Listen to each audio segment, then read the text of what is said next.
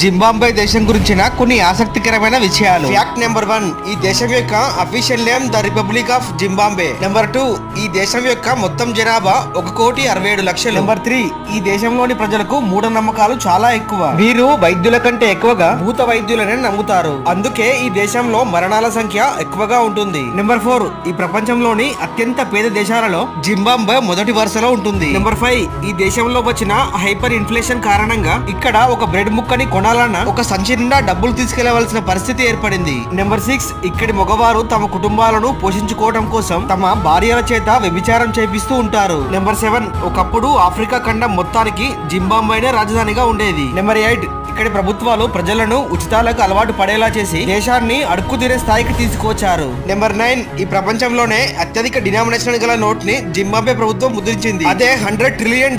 Zimbabwe దేశం గురించిన full video link కింద పిన్ చేశాను, తప్పక చూడండి.